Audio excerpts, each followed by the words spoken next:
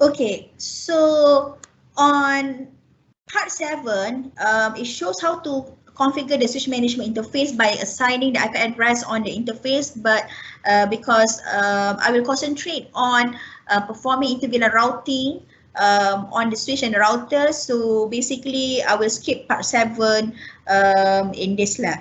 Now, moving on to part 8, to configure serial interface. So you can see that for switch, like here we haven't configured anything, but switch by default, once you plug in the power, so it will automatically be on. Okay, but on router, even though you already turn on the routers, but you still have to enable each of the interface on the router so that the router being activated. So if you notice here, I do not put any connection here because I want to show how to add a port or an interface on the router. So basically, the router that I use here is router 1941. Okay, you might use different router here. I mean, we go to the latest version because this has been discontinued. 1941 is end of life, EOL. So now mostly we are using routers 4000 series, 4321 or 4331. But because it's much more simpler for me, if I use 1941, because so if you would like to add the port, because you see now I cannot add any connection because we haven't because ISP I already add the port, but on R3 I haven't add any port on R3, so I want to teach you how to add the port. Okay, the serial port. So now go to R3, for example, go to R3 and go to physical. You need to turn off the switch first, turn off the router first, and then go to the H-2T. This is the port H-2T, and drag it, okay, and then turn on the router again. Okay, so now get one serial connector. So you can see now there is an option for 000 or 001. But because I've made it my practice that on one half I will use, like here, I will use the S00, okay, between the R1 and ISP, and between ISP and R3 I will use S0/0/1. Okay, so this is my practice, because it's easier for me to remember the port assignment to each of the routers. So now let me configure the inter-VLAN using router on stick approach. So what is router on stick approach? Meaning you can see that we only have one interface here, which is that is connected to the switch, which is G01. So but we have two VLAN. So basically what we are going to do is we will create a virtual interface, to be more specific, sub interface based on the G0/1 physical port. Okay, so now you click on the CLI. So I will not use wizard to configure, so we just press no, enter. So enable and go to the global configuration mode. So what I'm going to do now is I will change the host name. You can't really see it. Okay, I will change the host name. So host name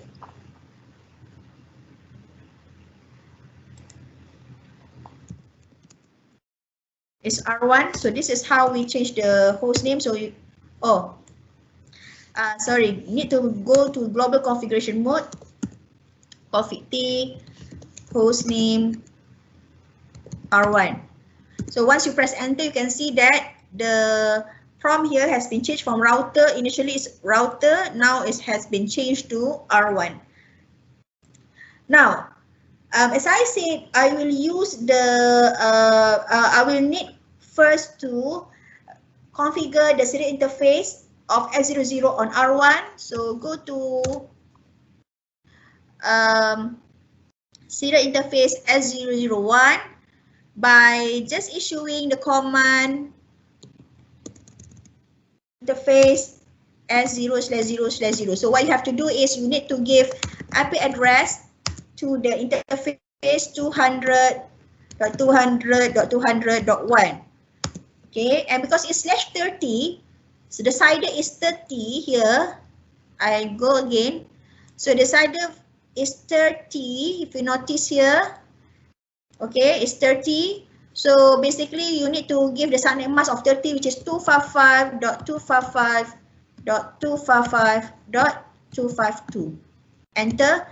And like I said before, on router, even though you have plugged in the power, or turn on the power of the router, but the initial state of each of the interfaces on the router is on shutdown mode. So you have to enable the interface by issuing the command no shutdown.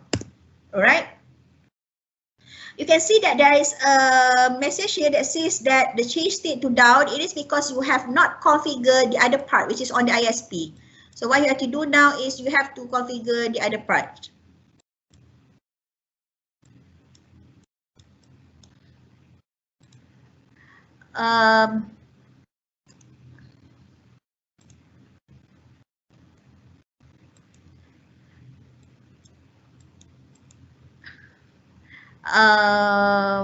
The thing is because there's a taskbar on the top for the team, so I can't really click on the CLI. All right, so okay. So again, I will change the host name for ISP so that you may recognize this which CLI is for which routers. Okay, so I will give the IP address. So what is the IP address for interface S00 of ISP? So you just can refer to the IPv4 addressing. So the IP address is 200.200.200.2. And the subnet mask is 255.255.255.2. 252. And then don't forget to issue the command no shut to enable the interface. Oh, there's an extra U there.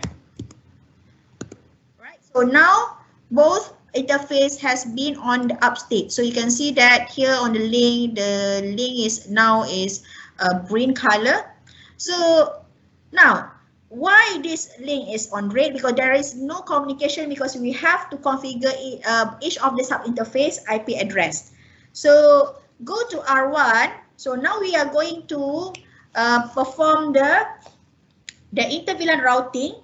So you have to remember that the switch are using the switch is on layer 2 while router is on layer 3. So because of that, we need to encapsulate the packet so that the routers, the packet from the routers can communicate with the VLAN tag, okay, on the switch.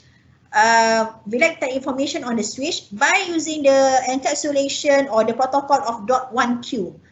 So first, we will configure the VLAN 10, the configuration for VLAN 10. So the sub interface or the default gateway for VLAN 10 is interface G0/0.10. This is for VLAN 10. Yeah?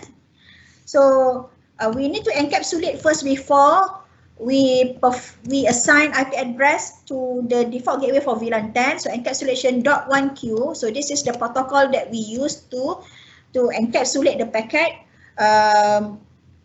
for the inter-VLAN routing. And then you need to use, this is the VLAN number. So this is the VLAN number. So VLAN 10 and the encapsulation is for VLAN 10. And then assign IP address 192.168.1.1 and the CIDR is /25. So the subnet mask is 255.255.255.128. Okay. And then the next is we will configure for VLAN 20 So G0, because VLAN 20, so the sub interface for good practice for naming of sub interface. So interface G0/0.20. So encapsulation .1Q and 20 for VLAN 20, and then assign IP address 192.168.1.129.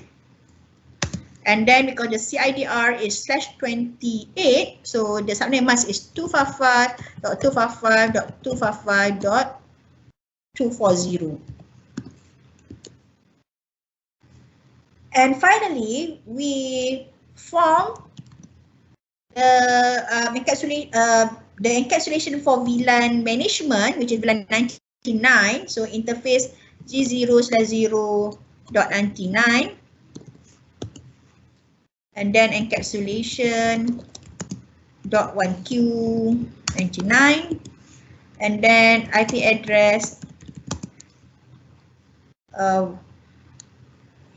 Okay, this one I just give them the IP address because we haven't set the IP address previously, right? You can skip this, but you can also assign it just in case in the future you will assign IP address to the management VLAN. So now I need to enable the interface for G00. So do not forget this. Go to G00 to enable the whole interface. If otherwise, because you need to understand that you need to enable the physical interface.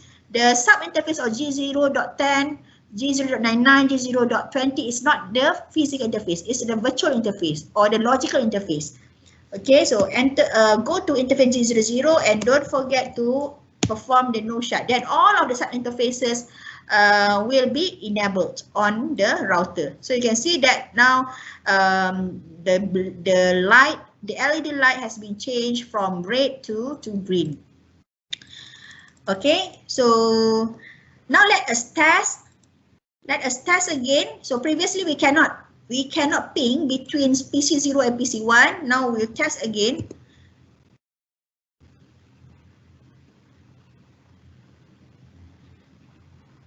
So you can see that now you get a reply from PC1. So meaning now the inter VLAN routing using the router on stick approach is successful.